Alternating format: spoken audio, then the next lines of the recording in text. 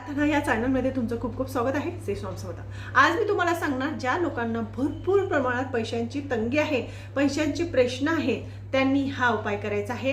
ह्या उपायाने नक्कीच तुमच्या म्हणजे प्रश्न असतील, पैशाची तंगी असेल ती समाप्त होईल. हा असा गॅरंटीशीर असा 100% अनुभव देणारा असा हा एक साधा सिंपल उपाय आहे. रामबाण उपाय आहे, कोणीही करू शकतात. तर आता मी तुम्हाला सांगणार, हे तुम्हाला 3 शुक्रवारपर्यंत करायचं आहे. आता उपाय कसा करावा ते तुम्हाला सांगते बघा. 3 शुक्रवारपर्यंत तुम्हाला करायचं आहे.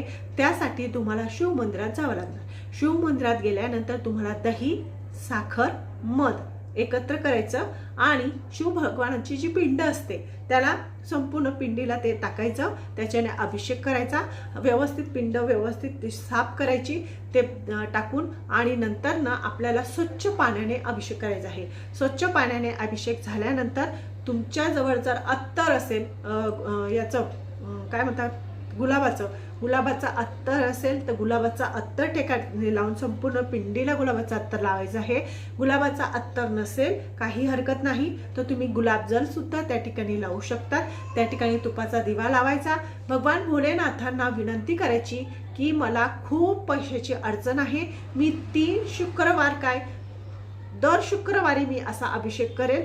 जो कोणी व्यक्ती असं करतो त्याच्या घरामध्ये धनधान्य बरकत राहते आणि पैशाची कधीच कमतरता त्या माणसाला भासत नाही, असं शिव महापुराण कथेमध्ये सुद्धा सांगितलेलं आहे. तुम्ही सुद्धा हा उपाय करून बघा, अनुभव घेऊन बघा. भोलेनाथांची जेवढी तुम्ही सेवा मनोभावेने करणार, कारण की स्वामी समर्थांचा अवतारच भोलेनाथ आहे आणि त्यांची जर आपण आराधना केली तर ते नक्कीच आपल्या हक्केला धावून येत असतात. त्यामुळे नक्कीच असा अभिषेक करून बघा आणि अनुभव घेऊन बघा. दुसरं म्हणजे खूप प्रमाणात पैशाची तंगी आहे, नेहमी पैसाच आपल्या हातात टिकत नाही, पैसा राहत नाही, त्या व्यक्तींनी रोज शिवपिंडीवर मसूरची डाळ अर्पण करायची आहे. तुम्ही रोज मंदिरात जाणार असणार तर रोज मंदिरात जायचं आणि शिवपिंडीवर मसूरची डाळ अर्पण करायची. याच्याने काय होतं तर आपल्या डोक्यावरचं जे कर्ज आहे ते हळूहळू समाप्त होण्यास मदत होते आणि आपल्याला यश मिळायला लागतं.